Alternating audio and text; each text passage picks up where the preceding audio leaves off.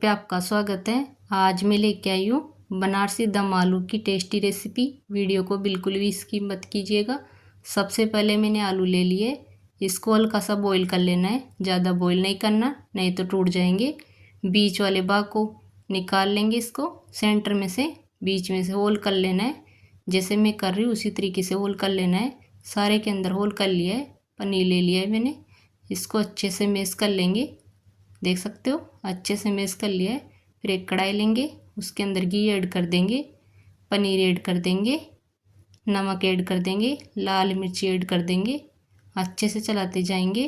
हमारी stuffing ready है, इसको बाहर निकाल लेंगे।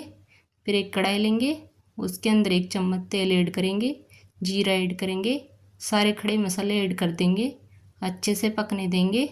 प्याज ऐड कर देंगे, टमाटर की प्यूरी ऐड कर देंगे। स्टफिंग को भर लेते हैं आलू के अंदर। ये सोल के अंदर भरती जाऊंगी मैं आलू की। देख सकते हो अच्छे से स्टफिंग भर ली है। मैं दिखा रही हूँ आपको, इसी तरीके से सारी स्टफिंग भर ली है मैंने। मसाला भी अच्छे से पक चुका है।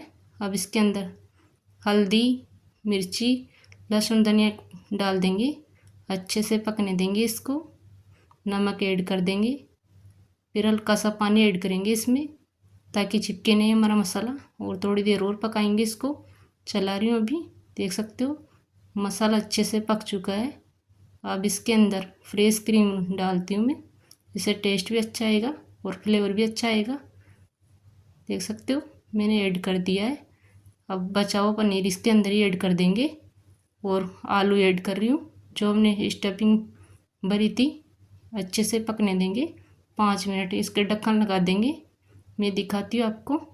अच्छे से रेडी है हमारी सब्जी। देख सकते हो कितनी टेस्टी सब्जी है।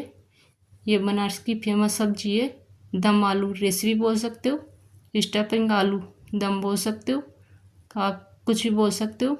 बहुत टेस्टी रेसिपी है। आई होप आपको रेसिपी पसंद आएगी। पसंद आए तो सब्सक्राइब एंड लाइक कीजिए और शेयर भी कीजिए।